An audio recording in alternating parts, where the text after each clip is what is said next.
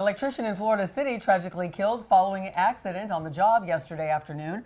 Miami-Dade Fire Rescue responded to the scene along Southwest 2nd Street and 5th Avenue. Authorities say the electrician was working when a piece of equipment broke free and struck the electrician in the head. Our cameras capturing the victim's grieving family after he was pronounced dead at the scene.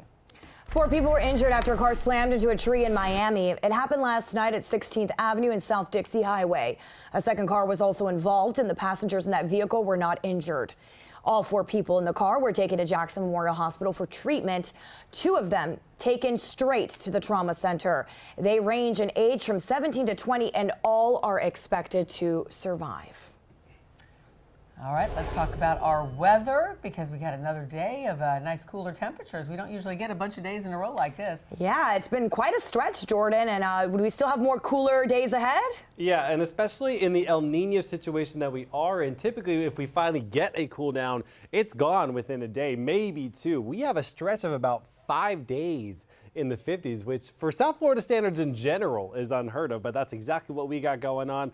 Lots of people out on the beaches, but notice not too many bikinis out there because, yeah, it's still pretty cold, at least for us South Floridians anyway. Temperatures still into the upper 60s right now over Miami, 69 degrees to be exact. Nothing but sunshine. Northwest winds at around 5 to 10 miles per hour, keeping things very comfortable. Noticing that dew point at 51. So humidity obviously on the very low end of things.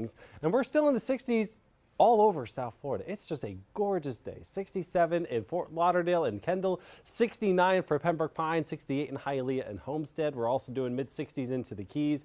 We'll get you up into the low 70s, just a little bit warmer than yesterday. And we'll see that mix of sun and clouds, but more sun than clouds, I should say. Then as we slip into this evening, much of the evening for dinner and getting ready for bed, we'll have temperatures in the 60s before we slip back down into the mid 50s overnight. It's all thanks to the fact that we still have high pressure and firm control over the southeast. That's providing that northerly flow to keep us on the cool side of things. That will persist for the rest of the day, so we'll call this afternoon very pleasant. We'll have another chilly night tonight as we expect temperatures once again to drop down into the low and mid 50s.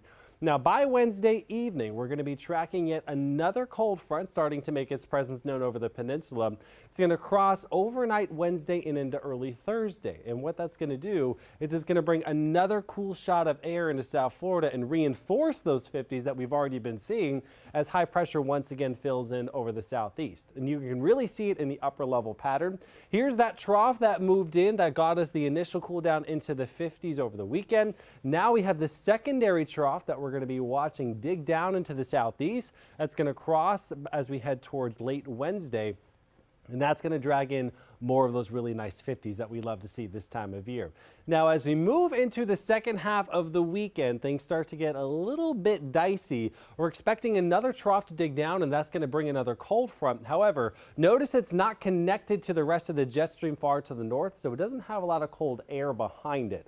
So what it's going to do is it's going to raise our rain chances, but it's not really going to be giving us a cool down after the fact. So if you like those cooler temperatures, Janice and Christy, I have good news for you. Like I mentioned, we have 50s each and every morning through Friday, highs in the low and mid 70s with nothing but sunshine. But here comes that front on Sunday lingering into Monday, Janice, and that means we will have some scattered showers for the second half of the weekend and into early next week.